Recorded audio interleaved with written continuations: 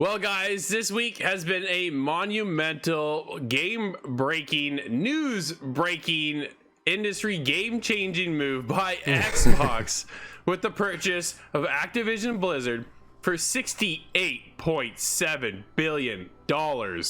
What a move by Microsoft to sweep in and grab a company that was in very hot water and still is, as we would speak as of right now. Guys, like, this broke the internet yesterday and everything just went ablaze. I know Scott and I had ITG Daily ready to go, and that just flipped our whole show on its head. And it just, what a move. Nate, what's your initial thought of this transaction with Microsoft and Activision? Well, I mean, we all thought that the Bethesda purchase was monumental because it was one of the biggest purchases we had ever seen in gaming history. Yeah. And now we see this one that's merely $70 billion. I mean, there, of course, are a ton of questions that I'm asking myself, like, what does this mean for the future of games, sort of under all of Activision's, umbrella and Blizzard's umbrella? Are we going to get StarCraft 3? I don't know. But ultimately, guys, I am, ecstatic, of course. I primarily play on Xbox, and to see and to know that all these games and future games are going to come to Game Pass. I mean, I already paid for this and it's already fantastic. Yeah. So just to get it beefed up that much more. And I mean, what are we else there's just so many questions, like what is going to become of the Game Pass? Are they going to incorporate the World of Warcraft subscription? Are they going to give you a few months? Are we going to get perks? Guys, it's crazy. I'm a big Call of Duty fan, and I mentioned this earlier to you guys. They year after year we get a new Call of Duty game, and they're always solid games, but their innovation sometimes does lack.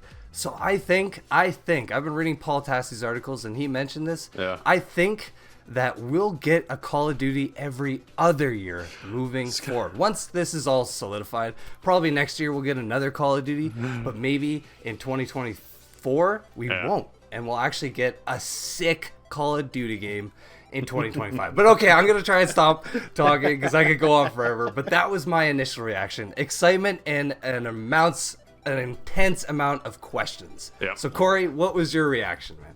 Well, you know what? I think when that Twitter news broke and we kind of all saw it and we kind of first had initial talks about it, we were all kind of blown away. I mean, a deal of this magnitude isn't something you see every day, especially in the gaming industry. Yeah. Nate touched on it. We thought the Bethesda one was big. This one, is 10 times that size. A whole lot of zeros. So it's crazy. I mean, we are getting a massive library of games here, and I think to touch on what Nate was talking about with Game Pass, we are going to be getting some games we probably haven't seen in a while available on Game Pass, whether it's on console or PC. And I think just being able to add that library, this whole deal is going to be so mutually beneficial for Microsoft and Activision. Drew, you said it, Activision's not in the best place right now. So to have a big brother like Microsoft kind of swoop in and say, hey, you know what? You come hang out with us for a while. We're going to take care of everything. And you know what, let's just see where this goes. I mean, there's a huge future here. Activision Blizzard now has all these Microsoft resources and tools to work with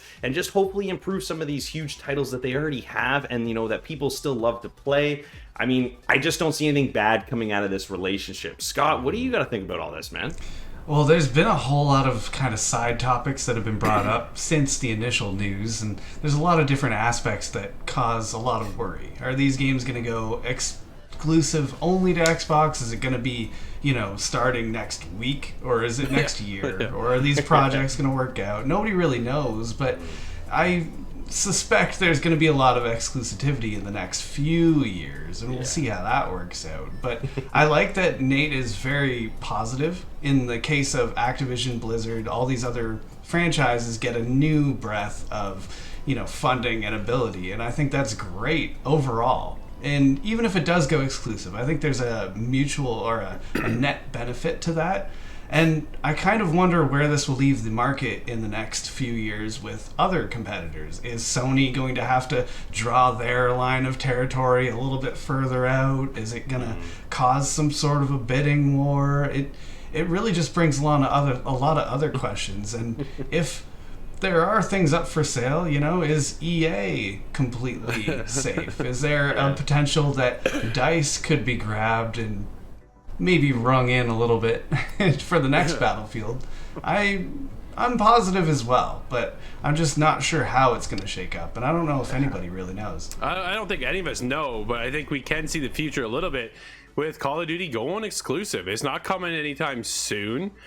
Phil Spencer was quoted saying it's not his intent to pull from the PlayStation, and you know what? He's not going to. What's there is there now. What's there in the future is unknown. But if we had to guess, they already announced Starfield is going to be exclusive for Xbox. They spent $7.5 billion on Bethesda ZeniMax deal. They spent $68 billion. They're not going to put Call of Duty over there when they're not going to put Starfield over there. They're not going to put Skyrim over there, right? Think about it. They are lining themselves up to own this industry. And that's where a lot of the fear is starting to set in. Is it becoming a monopoly with Xbox coming in and sweeping things out, right? You're taking over some of the biggest publishers, the biggest developers in the industry space. And they're gone to one market only. If you're a PlayStation fan and you love Call of Duty because that's your go-to game, what's your future concerns now? Where do you lie? Where do you stand?